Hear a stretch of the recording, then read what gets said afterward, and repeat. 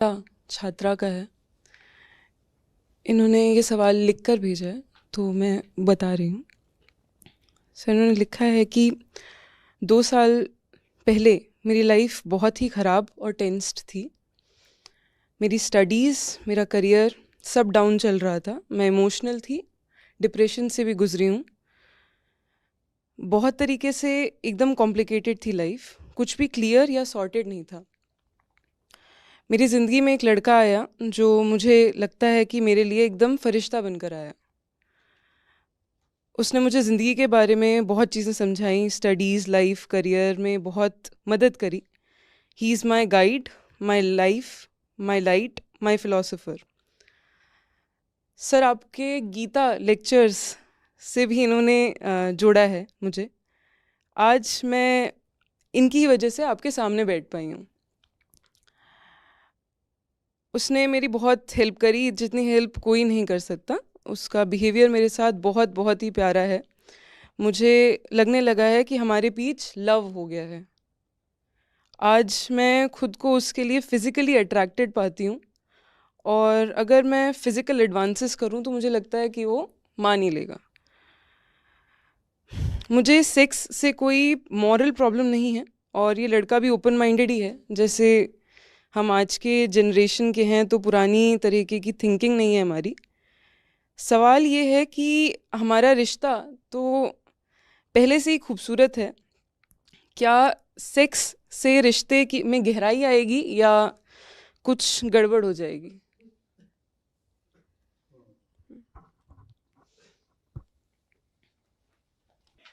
देवी जी, आप इतने open minded हो तो खुद क्यों नहीं पूछा? हम्म? आप हो गीता समागम में, और ये सज्जन भी मुझे लग रहा है आपके जो डिस्क्रिप्शन है उससे कि वो भी हैं, तो आप दोनों खुद ही पूछ लेते। हम्म?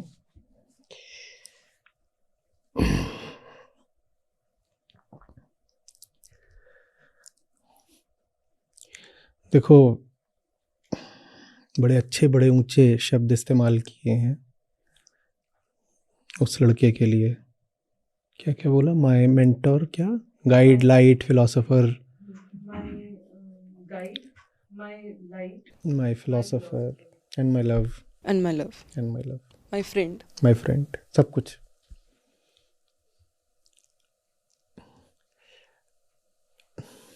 अगर वो व्यक्ति आपके लिए इसका आधा भी है, वो भी ऑनलाइन है, अगर वो व्यक्ति इसका आधा भी है आपके लिए, तो आपका उससे रिश्ता एक ऊंचे तल पर बना है ना। और बाकी चीज़ों का मुझे पता नहीं, पर एक प्रमाण तो मुझे दिख रहा है कि उस व्यक्ति ने आपको गीता से जोड़ दिया। ये तो हित की ही बात होती है, कोई आपका हितैषी होगा तभी वो आपको गीता से जोड़ेगा। अभी एक ऊंचे तल पर रिश्ता है। और आप कह रही हैं कि आप डिप्रेशन में थीं और बहुत सारी चीज़ें ज़िंदगी में उलझी हुई थीं, और उस लड़के ने आकर के सुलझाव वगैरह दिया है। तो मैंने आपने उसकी सुनी होगी ना, उस लड़के की।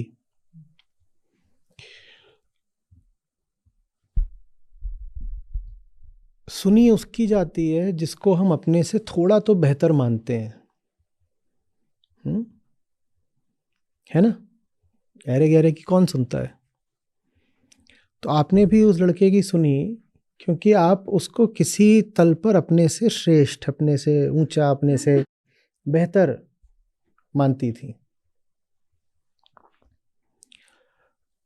अब आपने उसकी सुनी, और अब आपकी हालत बेहतर है।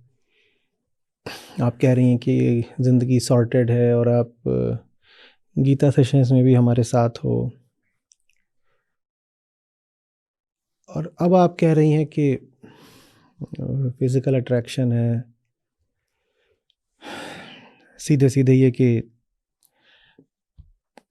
सेक्स हो जाए तो बुराई क्या है? बुराई अपने आप में कुछ नहीं है, पर एक संभावित परिणाम मैं आपको बता रहा हूँ। आप इस इंसान की सुनना छोड़ दोगे, क्योंकि सुनते तभी तक हो जब वो इंसान अपने से ऊपर के तल का लगता है। ठीक है, अभी आप उसको अपनी लाइट, अपना फिलोसोफर, ये सब बोल रहे हो। जैसे ही शरीर से शरीर का रिश्ता बनाओगे ना, तो वो जो ऊपर वाला रिश्ता था, रिलेशनशिप ऑफ कॉन्शियसनेस, वो टूटने सा लगेगा। जिस नज़र से अभी उस इंसान को देख रहे हो, सम्मान की नज़र से देखो, अपने सवाल में ही कितनी तारीफ करी है आपने उस इंसान की, वो सम्मान, वो इज्जत कुछ नीचे आ ही जाएगा। ये मन का नियम है। कारण बताए देता हूं। चेतना के तल होते हैं, कॉन्शियसनेस के लेवल्स होते हैं। तो वहां पर एक इंसान दूसरे से बेहतर हो सकता है, वहां पर एक इंसान दूसरे से बेहतर हो सकता है। और बेहतरी कैसे नापी जाती है? कि कौन जिंदगी को कितना साफ देख पा रहा है, कौन अपने को कितना साफ देख पा रहा है, कौन अपनी बॉन्डेजेस को, अपने बंधनों को साफ देख पा रहा है, किसमें साहस कितना है, कौन अपनी मुक्ति, आजादी, अपने लिबरेशन के लिए कितनी दृढ़ता रखता है। इससे तय हो जाता है कि कौन चेतना के, कॉन्शियसनेस के किस स्तर पर है। और इसीलिए इंसान और इंसान में बहुत फर्क होता है जब बात चेतना की आती है। ठीक है, एक इंसान दूसरे से 1000 गुना ऊपर हो सकता है जब बात कॉन्शियसनेस की आती है। और अगर कोई आपसे 1000 गुना ऊपर है, तब ये जायज़ ही है, अच्छा है, ठीक है कि आप उसका सम्मान करें, आप उसके सामने झुकें, आप उससे कुछ सीखें।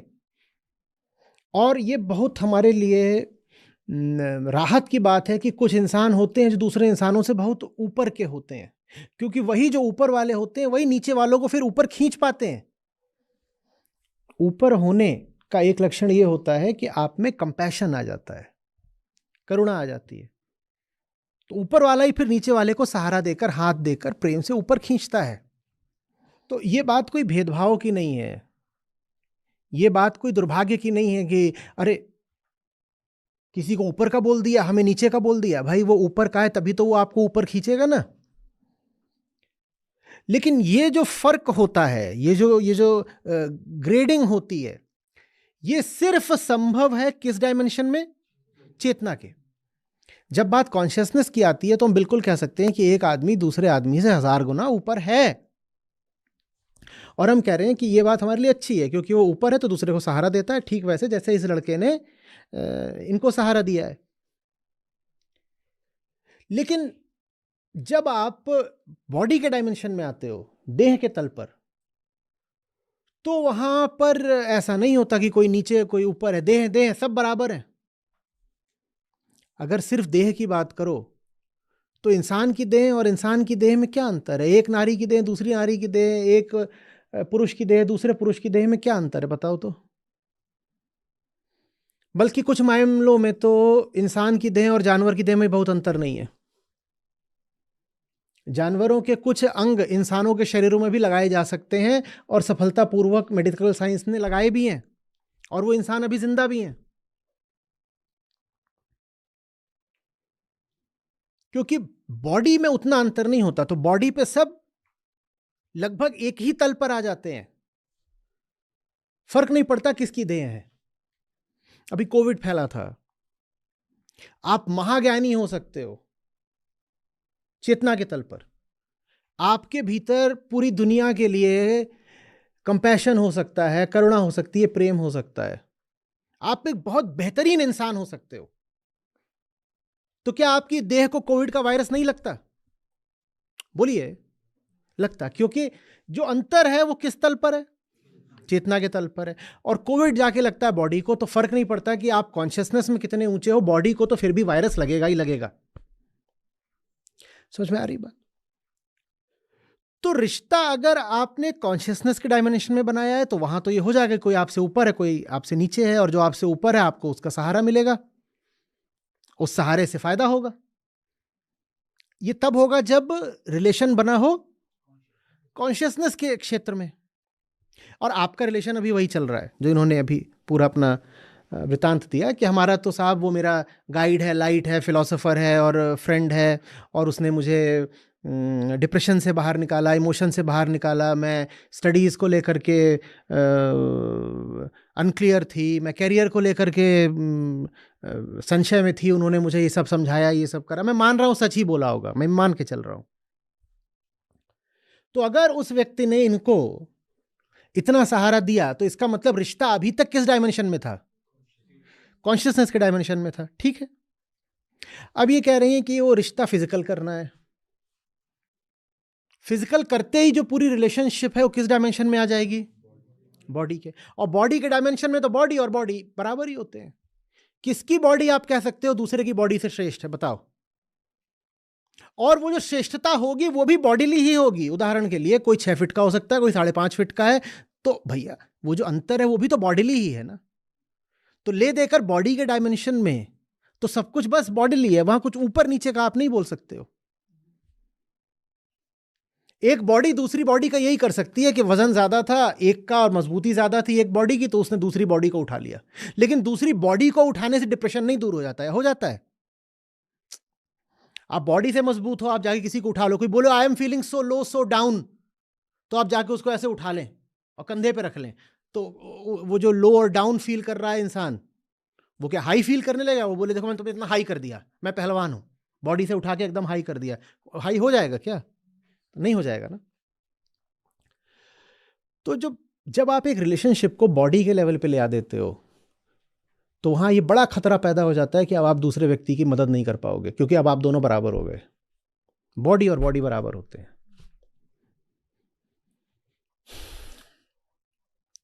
ये जो कह रही हैं कि अब प्रेम हो गया है और मैं सेक्सुअली अट्रैक्टेड हूं, इनको इस खतरे का सामना करना पड़ेगा अगर ये इसी दिशा में बढ़ी तो।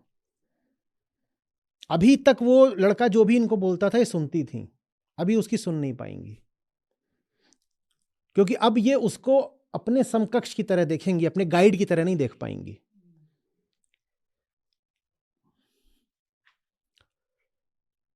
सेक्स के लिए इनको अब कोई मिल जाएगा, सलाह के लिए जो इनको मिला हुआ था उसको खो देंगी। घाटे का सौदा है ना। वो व्यक्ति आपको बहुत ऊंची ऊंची चीजें दे सकता था कि नहीं?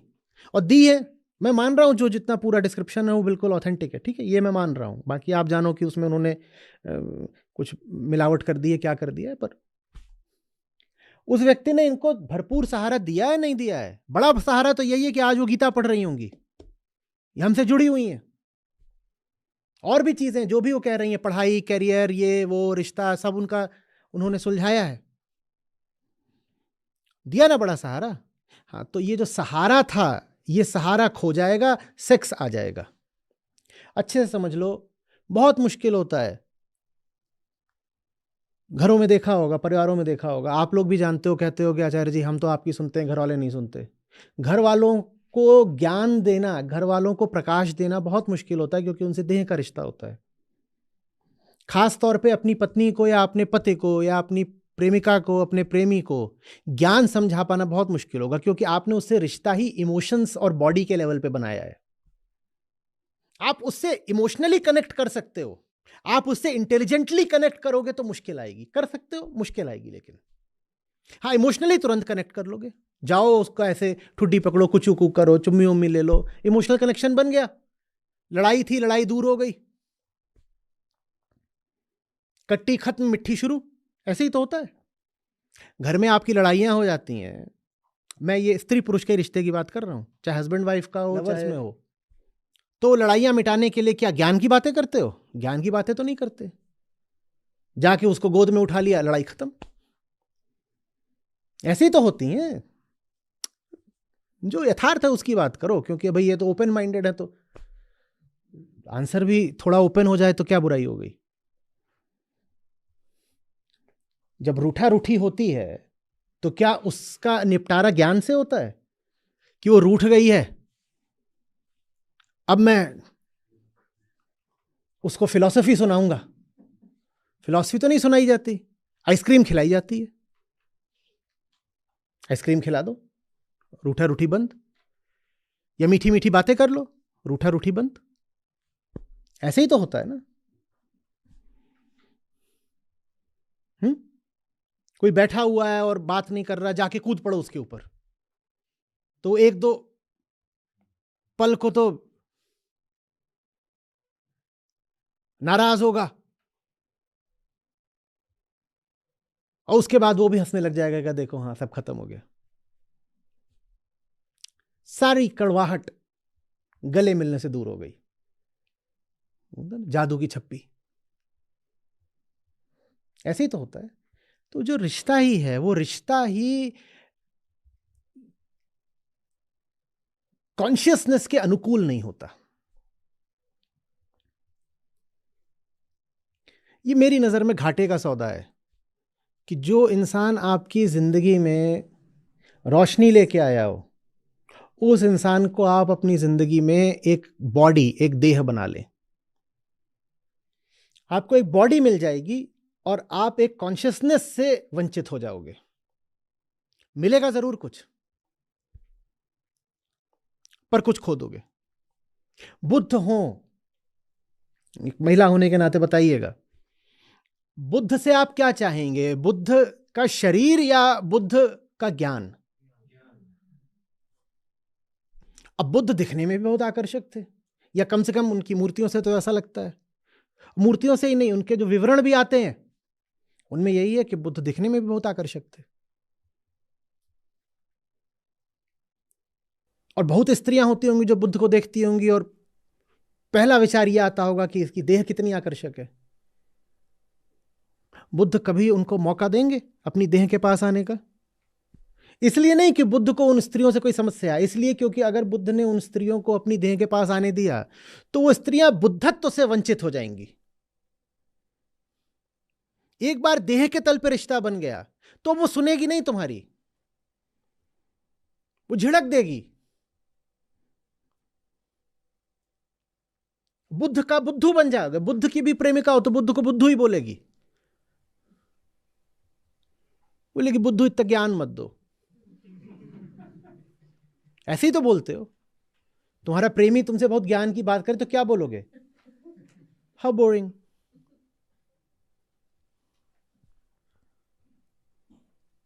और ये बात फिर उस पर भी लागू होती है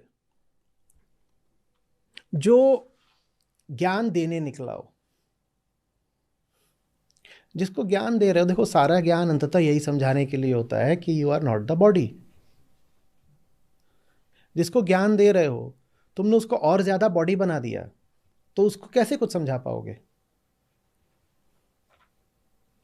बात समझ रहे हो? जिसका भला चाहते हो उससे शारीरिक रिश्ता बनाने से बचना। ये वर्जित नहीं कर रहे हैं, मैं कह रहा हूं बचना। तब तक बचना जब तक कि बिल्कुल भरोसा ना आ जाए कि हाथी पूरा गुजर गया है, बस पूंछ बाकी है।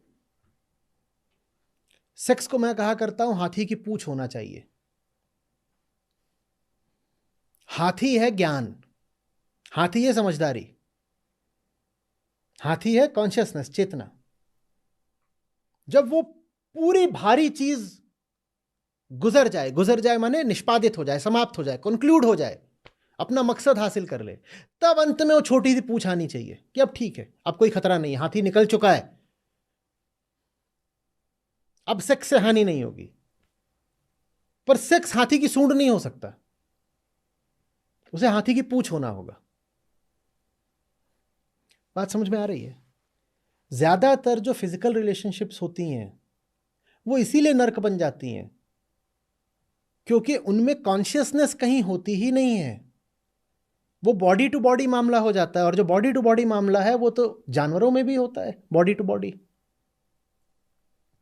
लोग बोलते हैं बॉडी टू बॉडी है पर इसमें इमोशंस भी तो हैं। साहब वो इमोशंस जानवरों में भी होते हैं, क्योंकि इमोशन भी तो बॉडीली ही होता है। सारा इमोशन बॉडी के हार्मोन से आता है, तो जहां बॉडी टू बॉडी मामला है वहां इमोशंस होंगे ही होंगे। हार्मोन्स भी तो बॉडी के ही है। बात समझ में आ रही है? रात भर आप किसी के शरीर के ऊपर कूदो, खूब धूम मचाओ सेक्सुअल, और सुबह उठते ही उसको बोलो नाहम देहास्मी, तो क्यों वो सुनेगा इंसान तुम्हारी बात? इतना बड़ा पाखंड। आप अपनी पत्नी के ऊपर रात भर कूदते रहे और सुबह उठ करके बिल्कुल ज्ञानी ध्यानी बन गए और बोल रहे देह ये तो आवरण है, ये तो नकली है, वो आपका मुंह ताकेगी, बोलेगी ये जानवर जो देह के अलावा कुछ नहीं है, अभी 4 घंटे प्रमाण दे रहा था कि ये कौन है, अब ये ज्ञानी बन रहा है। फिर लोग आते हैं कहने कि सर गीता हमने आपसे पूरी समझ ली है, पर वो जो हमारी पत्नी है उसको कितना भी समझा रहे हैं वो गीता नहीं समझ रही है। और जब हम उसको बोलते हैं कि आचार्य जी ने गीता समझाई है तो आपसे भी नफरत करने लगती है, क्योंकि बेटा उसने तुम्हारा जानवर वाला चेहरा देखा है ना, अब अतीत में देखा होता तो फिर भी कोई बात होती। अभी भी रोज रोज वही चेहरा दिखाते हो उसे, जानवर वाला, और फिर उससे गीता की बात करते हो। गीता नहीं सुनेगी बाबा। और यही बात दोनों लिंगों पर लागू होती है, समझ रहे हो? तो मुझे सेक्स से कोई नैतिक समस्या नहीं है। जिन्होंने सवाल भेजा है उन्होंने अलग से उल्लेख किया कि देखिए मैं और मेरा बॉयफ्रेंड दोनों ओपन माइंडेड हैं तो हमें कोई इसमें मोरल प्रॉब्लम नहीं है। मोरल प्रॉब्लम मुझे भी नहीं है। तुम ओपन माइंडेड हो, मैं नो माइंडेड हूं, मुझे कोई समस्या नहीं है। लेकिन मैं जिस तल पर तुम्हें सावधान कर रहा हूं वो तल दूसरा है। मैं तुमसे कह रहा हूं कि तुम्हें एक सेक्सुअल पार्टनर मिल जाएगा, तुम एक फिलोसोफर खोदोगी। यही शब्द इन्होंने इस्तेमाल करा था, he is my philosopher. Philosopher खोदोगी, अब वो फिलोसफी बताएगा सुन ही नहीं पाओगी।